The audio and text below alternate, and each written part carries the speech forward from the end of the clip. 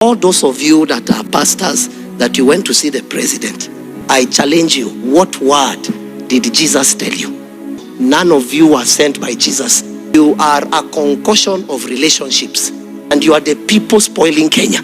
You don't allow 7 men that have understanding of time. Allow the king. They have no access to tell him what is happening. You will be forgotten. And the time has come to say things the way they are. You can hear what you want to hear, but for the sake of the kingdom, we will lay waste anything that is against it. I challenge you to write on social media, what did Jesus tell you to tell the president? Because no man met a king in the Bible without a purpose or a word. What was the word? Tell us. Then you come out and clap when Kenya is fading. You know what it took us? Something many of you will never know. What it took us to negotiate for peace. This is the time Jehovah put us in place for such a time. And we will not be Vashti. But if you remain completely silent at this time, relief and deliverance will come or will arise from the Jews from another. My name is C.W. John, a little man from the village. I challenge any man that went to see the president, the pastoral. I challenge you to write, what did Jesus tell you to tell him? And if we boast, we will boast in Christ. For we have understanding of times. Kenya, you know, some of you are just young, ignorant people. This is not a game. If you knew what is happening, and then you call pastors to call me to threaten us, you joke. May you perish with your money. You cannot threaten a dead man. The church is not for sale. You know, when I came from addressing the nation, now you are even using witchcraft against us. May you perish. May you perish. For such a time like this, we came. Jehovah preserved us in his light, and we will not be sold. If the president is wrong, you tell him you are wrong. This is the problem, Mr. President, of pastoring your pastors. Mr. President, cabinet, you know, today I called one of them. Where is Kema? As my witness. Where is Wycliffe? Are you my witnesses?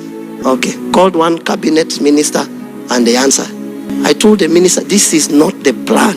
And before you lose your throne, repair. This is not the time to go and encourage the president. Many of you, I would like to ask you that met him yesterday and those other days, quality damage control preachers. Meanwhile, you can start what I call Papa syndrome, defending Papa. You can defend all your papas. But when the time comes, the sword will cut, and it is sharper. It cuts religiously, it cuts governments, it cuts. We had a plan, and that's why I've told you. I used to say it. What did you used to tell me? Preach Christ. Preach Christ. We shouted for almost 1.5 years. We shouted, don't increase tax. It will burn a nation. You reject to hear. Because now, pastors have to be friends with people. I've called the president to no avail. I've called the deputy president to no avail. I've called. The president has my messages for over a year. But before then, we were darlings. You used us. Jehovah has his day. Now that there is a problem, you are calling us secretly. No. There is no secret. You didn't look for votes in our houses. You looked for them publicly. So you will come out publicly. Yes.